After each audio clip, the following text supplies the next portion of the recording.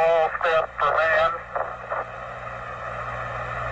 one giant leap for mankind. In 1969, America did the impossible. We landed men on the moon. We planted our flag in lunar dust and declared that our nation, not the Soviet Union, would lead humanity into the stars. For the next half century, we celebrated that triumph.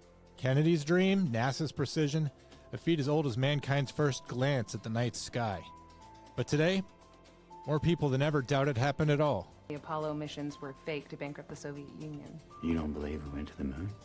Questionable footage, fake rocks, lying astronauts, an elaborate Hollywood set. We're not really a nation of critical thinkers, so why are we suddenly so critical of our greatest achievement? Forget the grainy video, forget the conspiracy memes. Tonight we're going to use reason. We're looking at what happened after 1969, at decades of Soviet espionage, intelligence infiltration, and classified theft. To answer one simple question: if the moon landing was a hoax, why hasn't it been completely destroyed? If the United States only stands to gain from the lie, who stands to gain the most from the truth? As much as they would rather expose the greatest grift in human history, even our greatest enemy has remained silent. Let's put the moon landing to bed. All that, some conspicuously conservative memes, and more on the worst day of the week.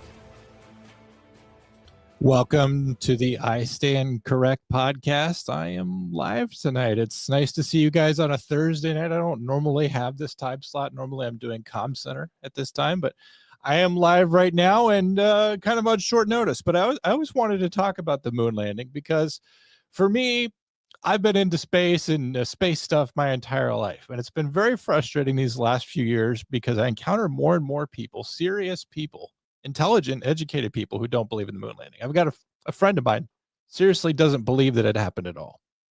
I guess the big belief now is that America, like it said in the intro of the clip from Interstellar, that America faked it in order to win the space race. It's true. We were desperately behind in the space race. The Russians were the first one to put a man in space, first one to put a dog in space, first one to put a satellite in space, but we caught up and we whooped them the good old-fashioned American way. And why was it important that we win the space race? You forget the Cold War part of it. It really had nothing to do with going to the stars or fulfilling anyone's dreams or doing anything like that. It had everything to do with intercontinental ballistic missiles, satellites. We had this idea that if a Russian Soviets could put a satellite above us in the sky, they could also hit us with missiles from anywhere, and they could put bases in the sky, space stations and weapons platforms, and they'd be able to shoot at us with lasers and missiles and anything else. So it was kind of like a new sky, a new land to conquer, and who was going to get it? Who was going to show that they were technologically the most competent? Was it the Soviet Union or the United States? And so we were coming from behind. But we came back and we won the space race, and we didn't just do it through excellent PR. I was watching a video yesterday about how Joe Rogan thinks that the post-moon landing interview with the 3 Apollo 11 astronauts is very strange, that they're very stilted, that they don't seem very excited. Joe Rogan also thinks it's a weird interview. This is just grandpa's generation of men, right? That, the grandpa doesn't talk about what he did in the war, and dad doesn't talk about what he did on the moon. But people these days, for whatever reason, just don't believe we went to the moon. And what's funny is that when you hear the rationale, it's stuff that I have understood my whole life as someone who has cared about NASA, being an astronaut, going to the moon, how the moon works, how it all happened. It's never confusing to me. And yet you get guys like David Hughes who says, let's talk about the moon landing. There's no way that ever happened. And in this thread, I'm going to explain why. Well, the problem is with a lot of these guys, like a lot of the flat earthers, not that they're the same at all, it's that you can never explain to them. You can never give them enough proof. You can never offer enough of a rationale or evidence. They just say things like, all the photos are faked. If the moon landing isn't real, explain this. Or, that we used some kind of CGI, that Stanley Kubrick was in on it. 2001: A Space Odyssey, a movie that was made around that same time, actually does depict men on the moon, and it's very accurate and very convincing, and it's from a time before men went to the moon. So did they reuse that set? But they post pictures like this. Shadows don't lie, NASA does. And the point of this photo is, if the light source in this photo is the sun, and the sun's millions of miles away, all the shadows ought to be at least within the range of human perception, they ought to all be in parallel, right? Because the light source is so far away that all the shadows are cast in the same direction. If the light source in this photo is very, very close, then you're not going to see parallel shadows. You're going to see shadows radiating out from that very nearby light source. Well, the problem is with this is that this person doesn't take the uneven topography of the ground into effect. The fact that the ground is very obviously sloping from the left up to the right, and the shadows are different. And when people see this, they get convinced that the moon landing is fake, but it doesn't do that to me at all. Just remember, there's faking moon landings. There's faking moon landings in New Mexico. Faking moon landings with CGI would have been very impressive back then, of course. But then there's also faking the moon landings on the moon, which is what we managed to do. I wanted to talk to you guys a little bit about how, just independently, I came to some different ideas about how we can prove through circumstantial evidence, since the direct evidence of going to the moon is not enough, of pictures from the moon, video of the moon, everything else we have that's direct evidence of the moon. Why don't we handle a little circumstantial evidence? Because the moon landing people like to speculate anyway. And so I came up with some ideas that I have had bouncing around in my head for quite a long time that kind of circumstantially prove or suggest, I think very strongly in a very compelling way, that we for sure went to the moon. And you've got to ask yourself, why would America lie about going to the moon? Well, as I mentioned, we were in the space race. We were in an arms race with Soviet Russia for the domination of really the world in the Cold War. We had Truman Doctrine in full effect. Countries were falling left and right. Kennedy wasn't necessarily into that. But America had everything to prove and everything to win by lying. And that's why we don't believe the United States government. There's also a certain contingent of people alive today that want you to believe that the United States and America is not an exceptional place. They want you to believe that this country's founding was immoral, was unethical, was wrong, that everything about this country has proceeded from notions of hatred, racism, colonialism, basically every sin that we've ever gone through for the last 250 years. And that not only that, but we never did anything great. We never reached beyond the surly bonds of Earth and touched the stars, but we did do that. I think it's important that we have critical thinking, that we examine all the evidence, but also we use reason to figure out why it happened. So America has everything to gain by lying. Let's think about who has everything to gain by telling the truth if the moon landing is a hoax. If the moon landing in 1969, if Apollo 11 had been faked, there would be nobody with a more compelling reason to expose it than the Soviet Union. They would be the single most motivated nation on Earth to expose it. And they would also be the most capable of figuring it out. The moon landing was a geopolitical catastrophe for them, right? Just as it was a catastrophe for us when they put Yuri Gagarin in space and when they put Sputnik in space. It was a humiliation, right?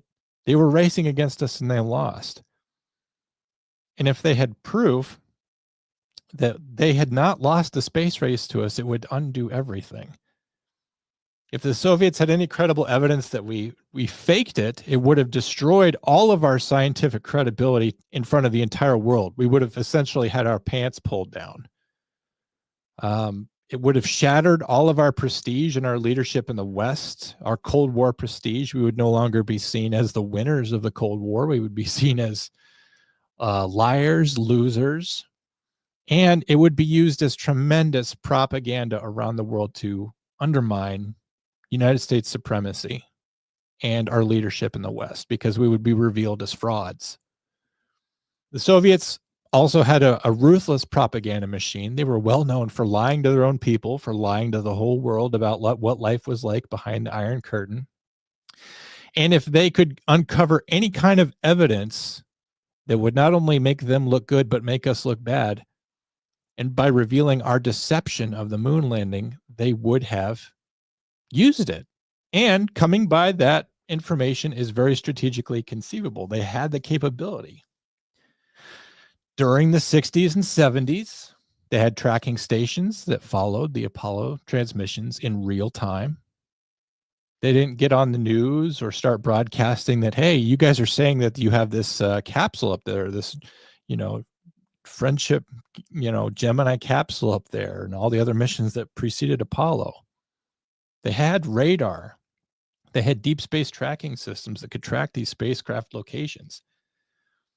And the Soviet Union had very, very, very, very extensive espionage penetration into this country. We've always kind of had superior technology that's been driven by our economy. I mean, case in point, we were able to go to the moon, but they've always been better at espionage. And I'm going to talk a little bit about that. But they penetrated us militarily, in our government, in our diplomatic functions. You want to know how they got the bomb? The Americans developed nuclear weapons in 1945, the Manhattan Project. It was one of the biggest and most closely guarded secrets in the world, splitting the atom and developing nuclear fission so that we could build a bomb to win World War II with. We developed that technology along with some scientists of questionable background and reputation. But how did the Russians get the bomb? How did they close the gap between us being the sole superpower of having nuclear weapons and them being in distant second, never being able to stand toe-to-toe with us if they didn't have nuclear weapons? Well, even though these atomic secrets were some of the most closely guarded secrets, the Soviet Union was able to penetrate our government and come by those nuclear secrets. Julius and Ethel Rosenberg and others. I mean, they even had, was it Alger Hiss? I think he was a member of Congress who was helping to spy for the Russians. But they stole our atomic secrets, our advancements in the Navy, critical intelligence. And so if the landing was staged, it would have required us to fake telemetry, radio signals from coming far away, coming from the moon. We would have had, we would have false tracking data, all this stuff that they would be able to uncover. Not only that, but NASA and its subcontractors, contractors and subcontractors, government officials, people that worked for the agency, scientists, astronauts, operators, Gene, and mission control, all the eggheads, the radio specialists, the manufacturers, the mission control people, like I said, they would all have to stay silent, all of them, for life. For the past 56 years, you're talking about something like 400,000 people who were all involved at some stage of putting a Saturn V up into space and the lunar lander on the moon. They would all have to be completely silent and be completely impenetrable to Russian spies, and all of them would have to refuse to have sold us out to the Russians at any point. But nobody has defected to the Russians to say that the moon landing was false. Nobody's leaked that information. No one's been compromised. No one's wife has been stolen. No one's kids were taken from school. No one was given $1 million or 1 million rubles to come out and say what they knew about the moon landing being faked. That level of airtight secrecy is an order of magnitude above even what we had with the nuclear secrets. And if the U.S. had failed to keep those secrets, the world would be a massively different place. And it is in the case of atomic weapons. The Russians and many other countries have those, but still, there's in 56 years, the Russian spy apparatus has never come out to say that they have any information. Not only that, but when it happened, they had every reason to say we were faking it right when it happened, 1969. They should, if they didn't believe it was happening, that should have been their default position. You guys are faking this. A Stanley Kubrick over there. You're in Arizona. It's black and white. But not only did they stay silent on us committing fraud, but they congratulated us.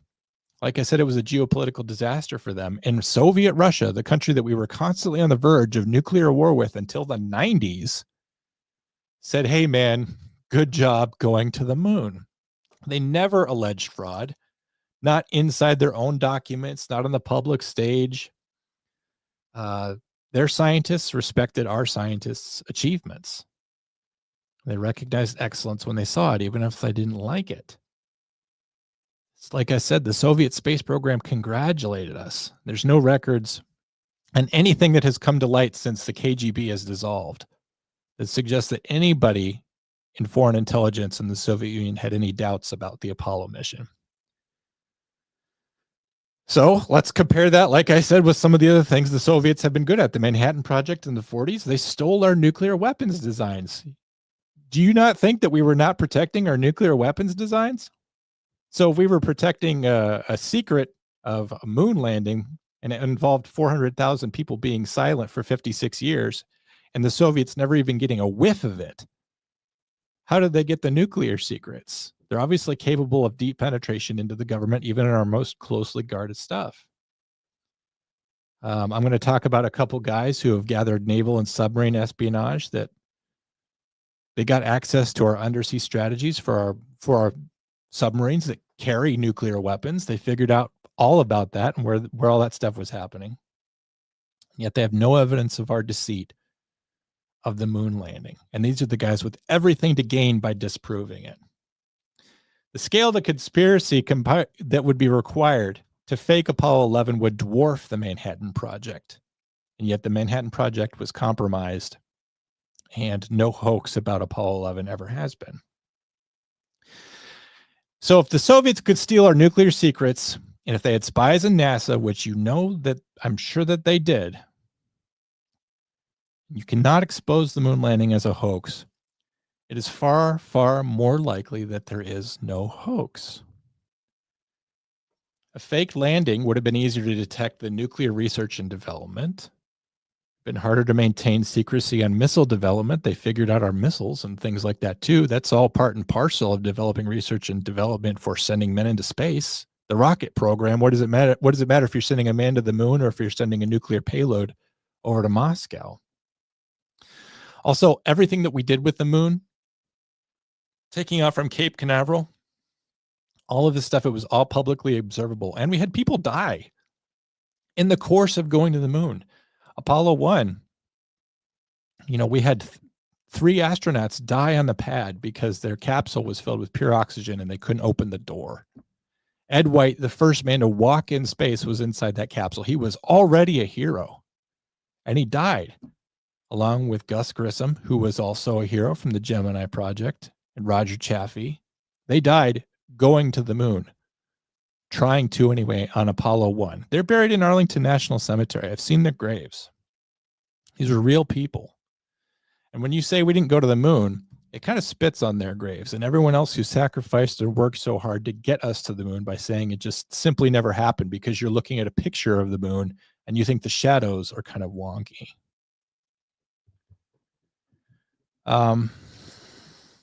So let's talk about some of the guys here that worked for the Soviet Union. And these are just our guys. These are not even the Russian spies. Okay, this is a guy named Aldrich Henson Ames.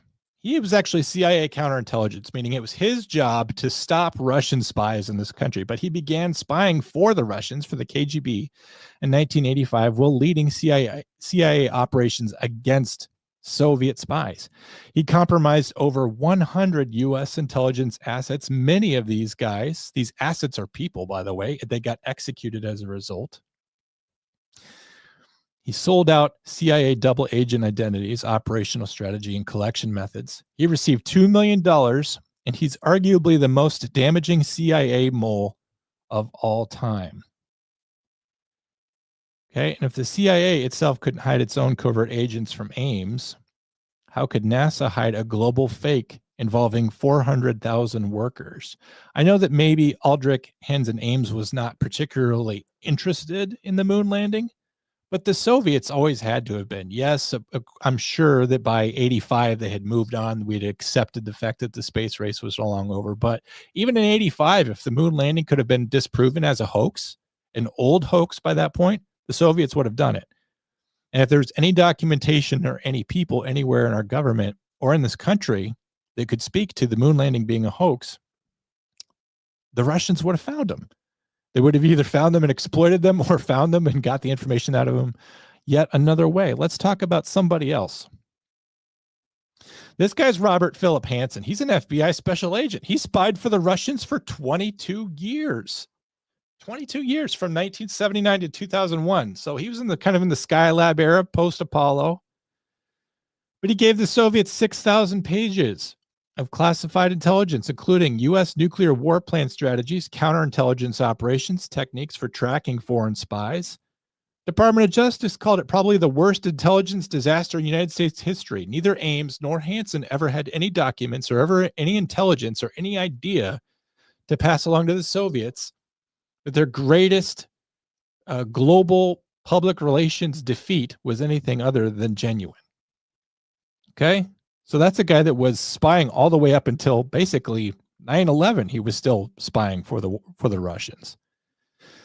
And then this guy. This is John Anthony Walker. He was in the United States Navy. He spied from 1967 before Apollo 11 all the way up to 85. And he actually led a whole spy ring of his family that involved his son, his brother, turning over documents to the Soviets. He received over 1 million pages of military communications because that was his job. He was a cryptographer in the U.S. Navy, right? And certainly our naval strategy is key for how we deal with the Russians, because if we're going to war with Russia, the Navy is going to be involved. So he passed along U.S. naval encryption keycards, nuclear submarine movement data. I think at some point they knew our entire Atlantic strategy. They knew where all our ships were and where they were going. Various NATO operational procedures. The people that looked at what he did say that he allowed the Soviets to track our submarines in real time. If you ever heard of the I think it's, I don't know if it's the nuclear triad or whatever, but it's all part of how we would attack the Russians, whether it's land-based ICBMs or air-based bombers or submarines under the ocean with ICBMs, compromising a huge part of our nuclear strategy with the Russians. This is a huge achievement in espionage. And yet, for all these achievements, we never, ever, ever had anything come out about the moon. And like I said, that was just our guys that turned over to the Russians. The Russians had their own spies in this country. I'm going to do my best to pronounce this, but like Anatoly Antonovich Yatskov. So he had a diplomatic cover in World War II. He was working in New York. He handled atomic bomb intelligence. And he managed couriers and facilitated leakages out of the Manhattan Project. Okay, I get that that was well before Operation Paperclip and Apollo and all that, but he's an example of someone who came into this country and was able to help steal those nuclear secrets. And then you had Ishak Abdulovich Amirov. So he was a senior agent in the KGB. He had no diplomatic cover. He's basically Ethan Hunt coming over here and doing all his clandestine work. He was working in the 30s all the way up to 48. He cultivated up to 20 plus military sources and in diplomatic agencies. So he came in here and infiltrated the military, the Department of State, or diplomats. And he was attempting to influence pre-Pearl Harbor diplomacy in the United States with contacts in the Treasury Department and like I said, the Department of State. He had access to all of our policymakers, access to congressmen. So the Russians have their own spies. We have our own guys that defect. They're sending guys over to get information. Our own countrymen are selling us out to the Russians for 56 years, to the point where they know where every single ship is in the Atlantic Ocean. All of our submarines, they know where all those are. And this went on all the way up to 2001. And yet, not a single document or person has come forward from the huge agency that was NASA to ever say, like, this never happened. A hoax would require fake global transmissions tracked by the Soviets, like I said, faked radio signals that were bouncing off the moon. The telemetry that was beamed from the moon went to 14 different countries. They talked to Nixon from the surface of the moon. Even amateur radios are picking up these radio transmissions, ham radio operators. The scale of deception would not be able to withstand Soviet infiltration because, as I've demonstrated, nothing in this country can withstand Soviet infiltration. These guys that were leaking information to the Soviets, it got to the point where we had no assets in Moscow. They all got uncovered. They all got imprisoned and killed. So we had no spies left because the Russian spies were so good. So the Soviets had the means, with all their spies, the motive to debunk American greatness, and the opportunity for the past 56 years to unravel this as a hoax. They could have found anything out there, documents, people, anything that could have falsified the Apollo mission, and they would have brought that out into public. But they never did, and they never even suggested it. And that's how you know the moon landings were real, because the people with the most to gain by debunking it have failed to debunk it for 56 years. So when the Soviets steal our launch codes for our nuclear weapons or submarine encryption keys, the names of our CIA operatives in Moscow, but they never, ever, ever in 56 years called the moon landing fake. You have to ask yourself, what do the Russians know that I, as a random conspiracy theorist, do not know? Doesn't that just circumstantially suggest to you that given all of this time, 56 years, and the most sophisticated intelligence apparatus in the world with everything to gain by debunking this myth has not debunked it? You don't trust the Americans, trust the Soviets. They're the ones who wanted to do it. Let's see everybody who's in the chat tonight. A couple people anyway. Talia was here. She says, I never doubted the moon landing until I visited the Smithsonian and saw the extra module that was left behind. Well, it was probably a model, because if it was left behind, it'd be on the moon. And I thought that doesn't look hard enough to stay in the atmosphere on the moon. I don't know. Well, there is virtually no atmosphere on the moon. You know that it has the gravity of only a third of Earth, so all of those particles that would be in the atmosphere just float away. There's no atmosphere on the moon. You can't breathe on the moon. That's why they're wearing a space suit. But there's really nothing there. As long as it can hold in 1 atmosphere of pressure inside of the lander, it would work. So Tyler says fake news, so fake. Well, you know, he's from Canada, and they don't even have any good hoaxes. Comm Center is in an hour. That's not true. Comm Center is over. Hey, Mike, it's good to see you here. I'm not sure I've ever seen you here on this show before. How do we get the video of the first steps? Well, it's not like we have the ability to send things down without men in it. You don't think that we could send down something to land on the moon? We've sent rovers to Mars, and we have pictures from them from Mars without any men to set them up. Why would it be different? You could send rovers and landers to Venus and Mars, right? The Viking went to Venus, but nobody ever set those up. I suppose you don't believe those either, though. Space may be the final frontier, but it's made in a Hollywood basement. Red Hot Chili Peppers. I see that we're going to bands for our insight. Also, Australia never went anywhere important. They got where they were because they were bad, let alone going. Comm Center is not over. It is for November. We won't be doing a show tonight or next week because it's Thanksgiving. Salamander. So on this show, I very rarely dig so deeply into something, but I figured that was something worth talking about. That for everybody that wants to look at how can we set up a camera before we go someplace? And well, the Red Hot Chili Peppers say this. What do the Soviets say? There were no comments that debunked any of that. Women lie so much, they probably simply asked Rosa Parks to scoot over and she crashed out. There's another conspiracy for you. Did you know Rosa Parks is completely made up too?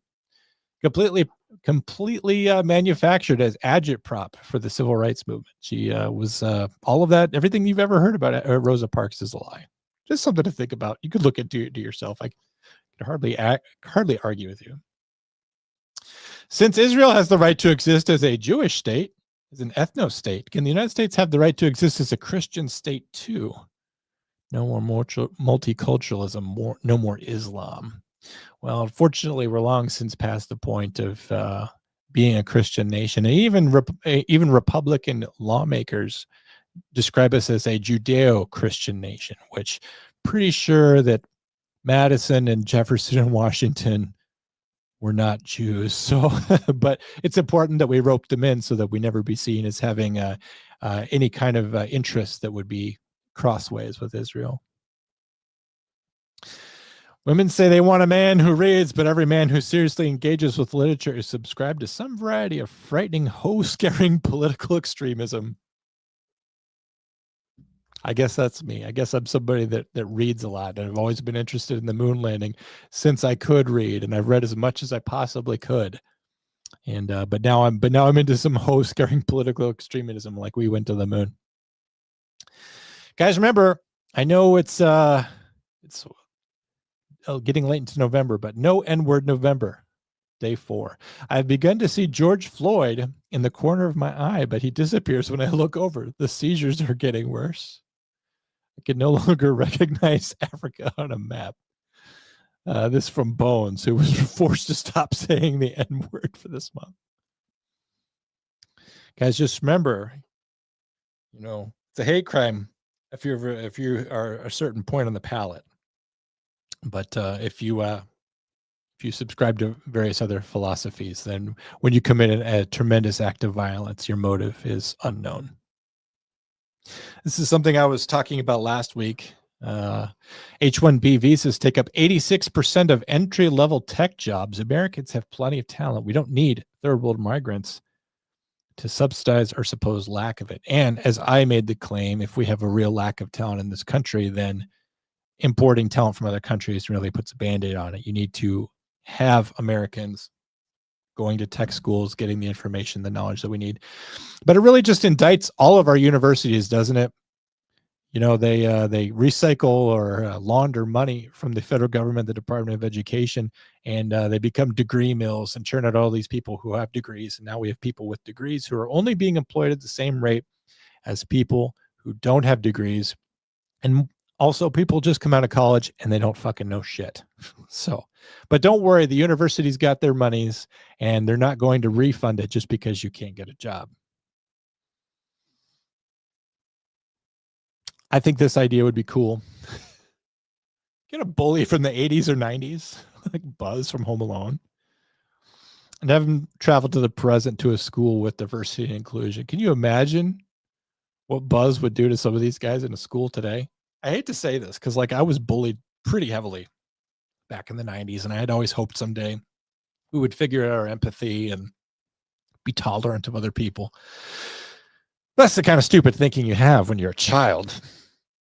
And we need to bully our kids, toughen them up. And I think that Buzz is up to it because he was sort of the ultimate bully. At least he was in that movie. Just got completely naked except for a backpack. You guys call it a backpack or a book bag? I felt weirdly powerful. The Ninja Turtles were on to something. I don't think I can deny ever having done this. I think it's extremely plausible that I did do that. Let's figure out what Baguettes in Unusual Places is doing. Wait, it's all bread? It always has been.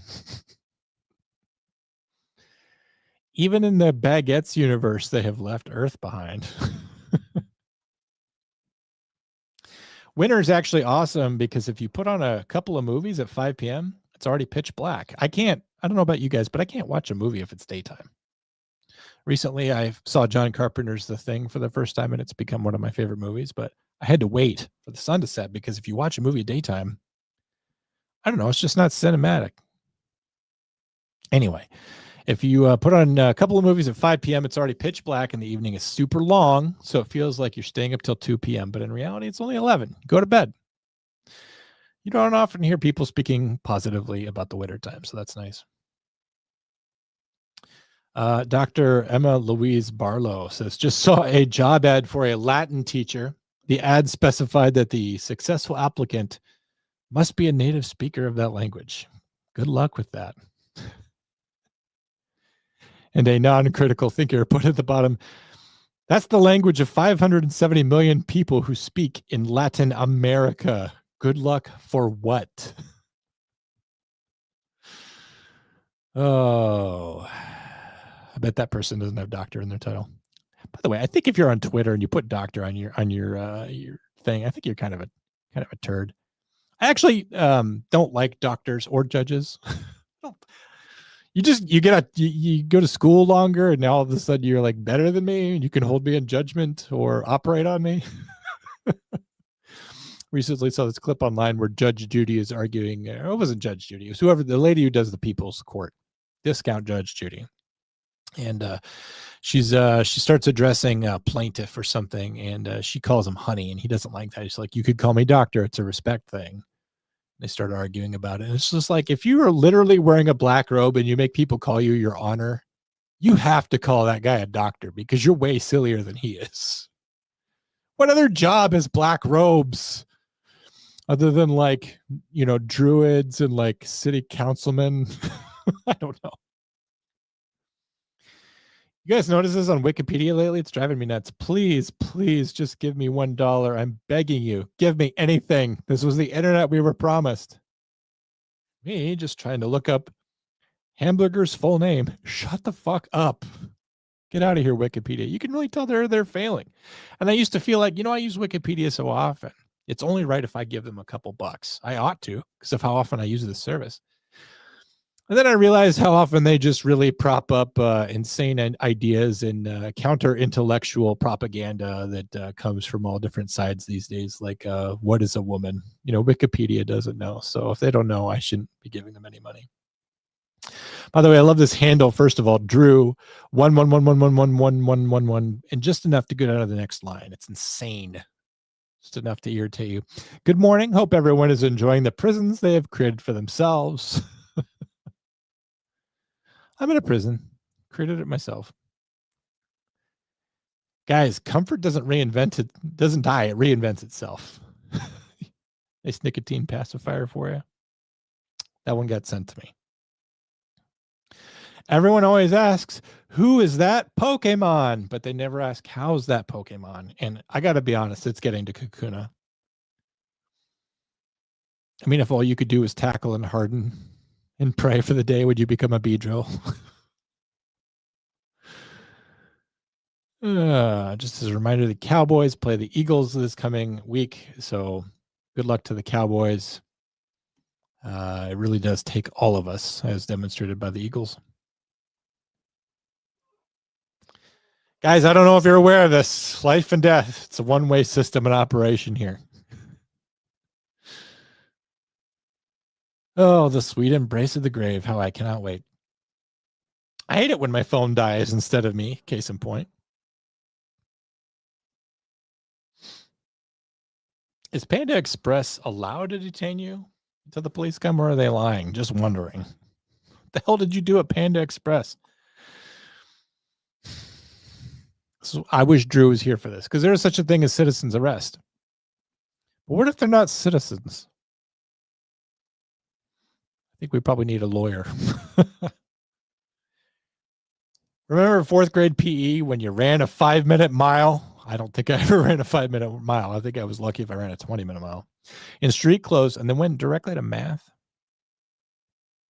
And for those of you who can't understand what that would mean, like if you're in Australia or Canada, a mile is like a super kilometer. So it's even bigger and even better, just like America is over Canada and Australia.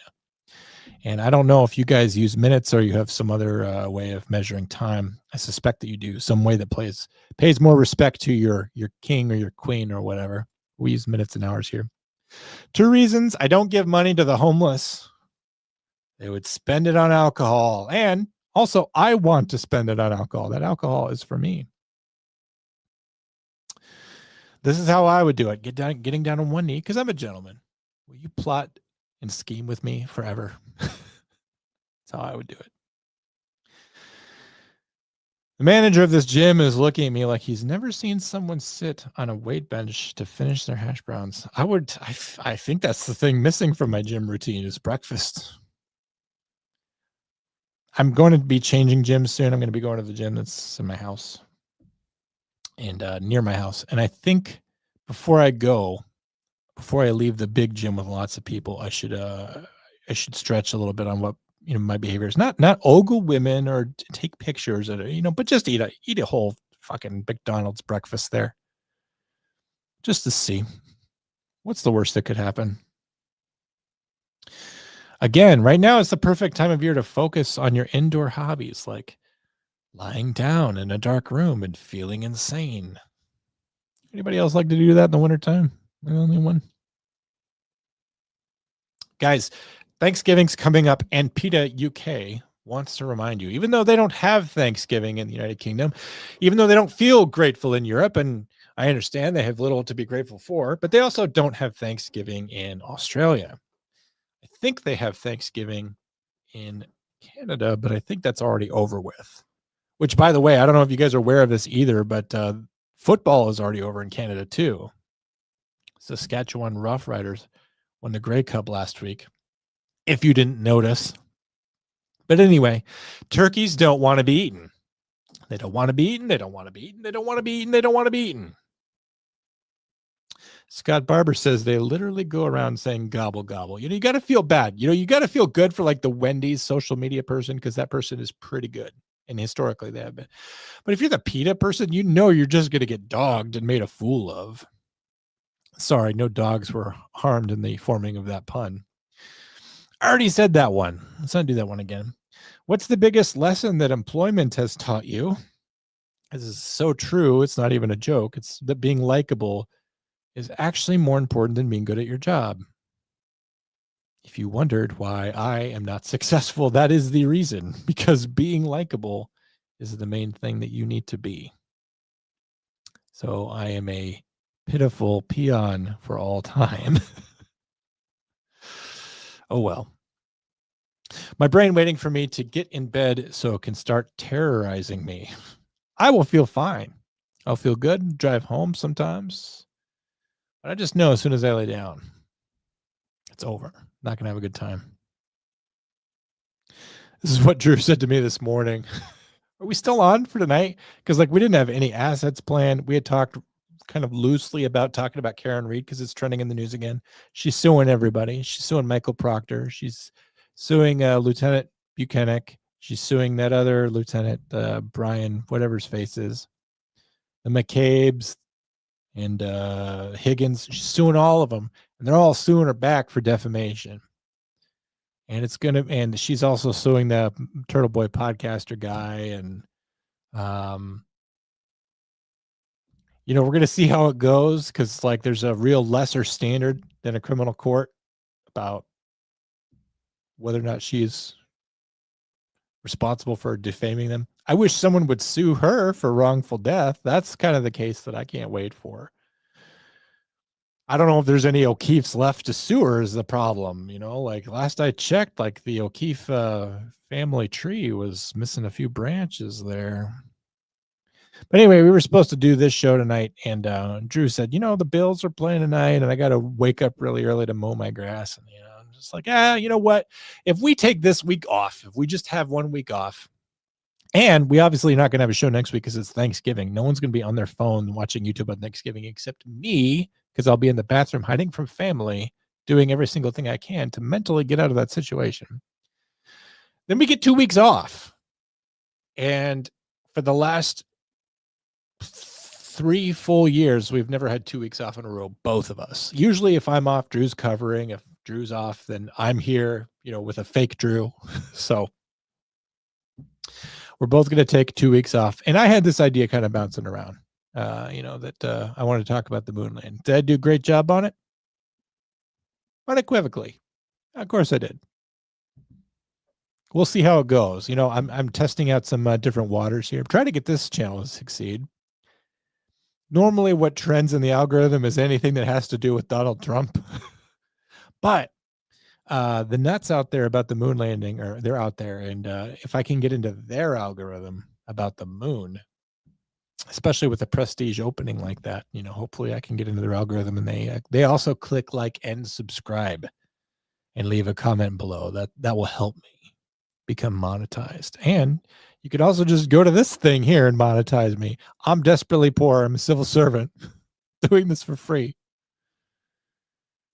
But anyway, you should know that this is an attempt to cancel. If someone asks you say, are we still on? You say what? I don't think I'm going to be able to make it. It's not going to happen.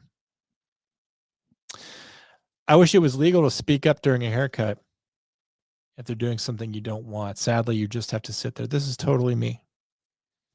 This is why I've been going to the same person who's been cutting my hair for 11 years, because she does what I want her to do.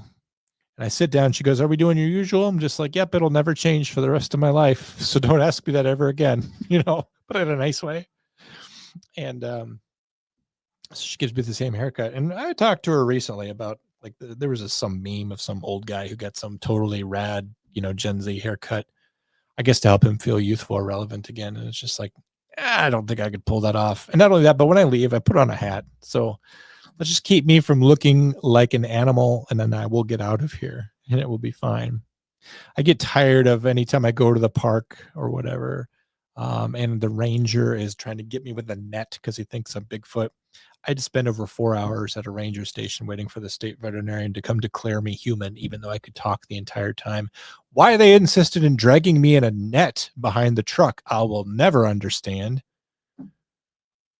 I know what you're thinking, sue the state, right? But then you go to small claims court or whatever, and as soon as they see the word Bigfoot on your paperwork, you know where it goes? The trash. So, oh well. Just forgive and forget and move on. But when they make a mistake, you don't just sit there. I don't know if this is maybe just for men, but we don't say anything. We're just like, fuck. Well, I got to live with this for a month. I miss the times when people knew how to research things, like there being an atmosphere on the moon, just as an example. You can literally watch the moon landing on YouTube. How do you think I made that wonderful montage at the beginning? By watching YouTube. And then half the comments think that it's fake. We live in an era in which truth is completely fugitive and imponderable and impossible to apprehend. There's lies all over the place, so I get it. I mean, Kamala lied about working at McDonald's. Tim Walz lied about serving in combat. Elizabeth Warren lied about being Native American. Cory Booker lies about being straight. Tim McBride lies about being a girl. Gavin Newsom lied about growing up poor on Wonder Bread and mac and cheese. Why can't they be authentic? Because they know that even when they get exposed, it doesn't matter. All they have to do is entertain you for those 30 or so seconds. And that forms your idea of who they are. Tim Walz is the guy that was in combat. Kamala Harris legitimately did work at McDonald's, unlike Donald Trump. Gavin Newsom grew up on food stamps, just like I did. It doesn't matter that it's not true. It changes your opinion of them, and then you move on. And there's never going to be a correction, and no one's looking for those corrections. But you're in the right place anyway, because it's not going to be in the news. You're going to find it here, and you're going to know about it from memes. This is me showing an eclipse to a fish, grabbing it out of the water and letting it see. Can you imagine an alien abducting you and forcing you to watch a cosmic event that you couldn't even comprehend? And yet, this is pretty much what all of our lives are like now. You can barely comprehend anything going on. Let's say hello and goodbye to everyone in the chats. Shorty writes to shut up, John, about my criticism of Australia. She's probably going to throw another prawn on the barbie, and then she's going to go mad.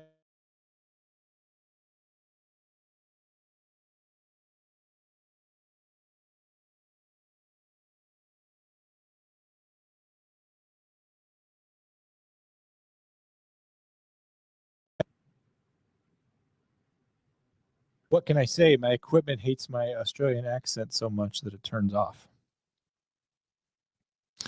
Hopefully I'm in the right microphone now.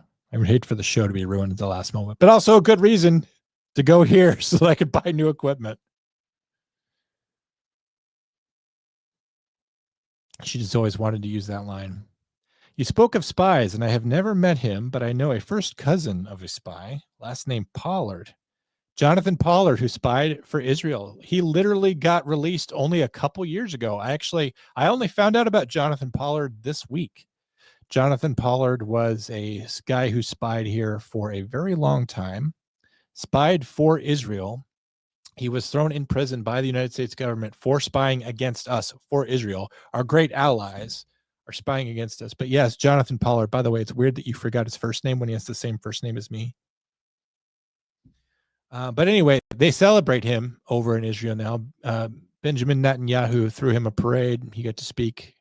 And he's freed now after many, many years being in United States prison. And he made a rather curious comment about Muslim immigrants and how they should all be sent to Ireland because the Irish deserve them. What a thing to say. Doesn't it kind of make you wonder, a real mover and shaker, an implementer of Israeli foreign policy, wants Muslim immigrants to take over countries, Catholic Christian countries like Ireland, because they deserve them? I don't know. Seems freaky to me. Do you think of professors who want to be called doctors? I've known some. I had some in college who wanted to be called doctor. They had Juris Doctorates. That's the only place they're going to be called doctors at school. They're not going to be called doctor like in their native environment. Lauren says, "What's up, everybody?" Hi to him. 1 kilometer is 0.621 miles. A fraction makes no sense. I would love you and Drew to look at some ridiculous body cam videos and comment on the crazy public. Drunks and sovereign citizens will not come able to live down the body cam videos. We've done lots of 911 commentary and body cam commentary over the years, tell you. I guess go back and look through our catalog. But generally what we try to put on the comm center right now is anything that's trending in the news. So just wait for a drunk person or a sovereign citizen to really blow it, and then they will make the show. Lauren corrects all outsiders that 1 mile is 1 mile. Canada has an ex-Olympian who is now wanted as a drug kingpin working out of Mexico. He's a $50 million reward if the cops find him. If you help the cops find him. I was going to say, do the cops get the reward? Shit, YouTube didn't tell me you were live. Well, that's okay, Brett. It's all right. Just make sure you have your notifications on your phone turned on. Make sure you're hitting like and subscribe and the little bell. And then make sure on your phone that your YouTube app notifications are not blocked by your phone. Caveman Feats has finally made another live. Well, it helps to be live at this time. I'm usually live Mondays at 11:30 Eastern time in the morning. Sorry for my sound problems, guys. What can I say? I'm just a poor podcaster. If he wants to get back to the moon, then we need to gather a group of German war criminals. The thing is, we could go to the moon. Do you know why we stopped going to the moon? It wasn't because we lost the technology. It's too damned expensive to go to the moon. There's no point in going. There's nothing to do there. We already beat the Russians. We already have satellites. You got to remember, after Apollo, we had Skylab. We took all the leftover equipment from Apollo and we built the first space station called Skylab. So we have no reason to go back. We can do all kinds of stuff, moon stuff from here. It's a big rock in space. There's no really reason to go other than wagging your dick at other countries. That's the only reason to go to the moon anymore. And it's a shame because I would like to go to the moon. But we didn't lose the technology. It became incredibly cost prohibitive. Originally, there were supposed to be like 12 Apollo missions. And like I said, like the last 6 got canceled. And remember, with Apollo 13, we didn't make it there. So I could be wrong on the exact number, but I think Apollo 16 was the last one to go to the moon. And then they canceled it after that because it was just so goddamn expensive. Well, it's not gotten any cheaper to go to the moon, especially since you have to kind of build up everything from scratch now. Joni, good to see you. No comm center tonight, everybody. Any other final thoughts on the moon? Anybody want to debunk? Have any ideas about my theory about the Soviet Union having the means, motive, and opportunity and doggedness to debunk it? If it was a myth, any of the 400,000 employees in the last 56 years surely would have been found, exploited, captured, tortured, forced to reveal it was a hoax. Some kind of evidence would come to light, some kind of documents, something would happen. I mean, Nixon was the president, and they got Nixon, the Watergate, we found out of what Nixon was up to. We got him out of there. We know that Bill Clinton's penis, we know what that was up to, right? I don't think you can really keep that many things secret in the government. That's the thing. I think the only thing we've really managed to keep secret is who pulled the trigger on JFK. And, all these years later, the official cover story still stands that, it was Oswald and he was a lone wolf, even though the autopsy doctors have testified opposite of that. And we've had subsequent commissions find that there was no way it was a lone gunman. But now nobody knows. And even though Donald Trump campaigned on a platform of releasing documents about JFK and RFK and Martin Luther King, we don't know shit about anything else than we already knew. So it's like the only thing that they could keep secret. The other thing that we might be keeping secret is something that if I say out loud, I will probably not be on YouTube anymore, but it has everything to do with our friends like Jonathan Pollard. And sunny, warm September mornings, Tuesday, September mornings, long ago in places like New York City and Washington, D.C., our capital, and just a random field in Pennsylvania. What do they have to do with it? Who knows? I liked your arguments ever since 9/11. I don't which conspiracies to believe. You don't know which conspiracies to believe. I recently just read a book on it, and I got to be honest, I'm more convinced now.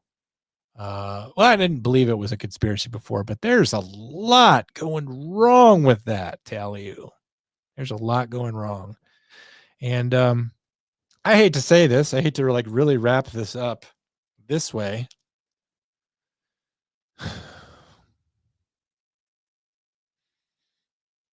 But I mean, if foreign intelligence agents were involved in that fateful day, and if they were involved in a little island in the Atlantic Ocean where footage was gathered to blackmail our most elite and powerful political people, and that was done by the same organization, and some of the same people were involved, perhaps the importance of keeping certain facts out of the public eye and out of the history books when it comes to Jeffrey Epstein. You never know. Maybe there's a thread or a person or event or something in common with that sunny Tuesday morning in 2001. Who knows? Foxy, always good to see you. Joni, did you ever, when all that was going on in Minnesota, been trying to catch up with you, did you arrest anybody for opening a restaurant? Did you arrest anybody for breaking any local COVID ordinances? You don't have to say. I just have to wonder. Watching Bush's behavior makes me wonder even back then. I don't think it was Bush, to be honest with you. I don't think he was smart enough. Other people were, though. Other people who have passed on. I wouldn't have. Good for you, Joni. I was telling a story recently. I think you had just left, but I was literally in Truffles and Torts over in Anoka, and I was there for some quiche for lunch. And the owner came out in the middle of lunch before I had ordered and said that the governor closed the restaurant. I never got my quiche that day. I'm still hungry from that day. You get one meal behind and you never catch up. I'm still one meal behind because of Tim Waltz. All right, guys, it's been an hour. I appreciate you guys. Yes, Cheney, possibly Rumsfeld, just Cheney owning Halliburton and also issuing orders to shoot down planes as though he has any power as the vice president. Very, very troublesome. Yeah, the Bush family too, but you got to remember, I don't think that W was the smart one. So he just had the right name. I think all the suspicion on 9/11 really has more to do with foreign intelligence than it does presidential intelligence. Let's just say that. All right, guys, Comm Center's not happening tonight. We appreciate you understanding. Thanks for being members of Comm Center. That's why I couldn't let any of you guys down. That's why I just pulled a better show about the moon landing right out of my butt than last week where I was talking about some random Florida guy that jumped out of a car. I think I'm to be commended for that. But yeah, Drew had off last week, and then he has off this week and off for Thanksgiving. He's having a whole month off. He's going to be haggard and gray by the next time you see him in December. But we do have a case that is sort of monumental in the history of 9/11 and of Florida. And so we can get our poop in the group. We're going to be talking about a very, very important case that changed the way that 911 worked in Florida and the rest of the country forever, and about which I will have plenty of personal things to say about doing 911 the right way, what went wrong, and what you can say about 911 when it goes wrong versus what you can't say. I think it's going to be fun, but that's going to be in December. So good night to all you guys. Thanks for stopping by for I Stand Correct. I appreciate you. And we will catch you back here in the future. Have a happy Thanksgiving, but I'll probably see you on Monday before then. So no need to have a big goodbye. Everybody have a good night and go Texans, I guess.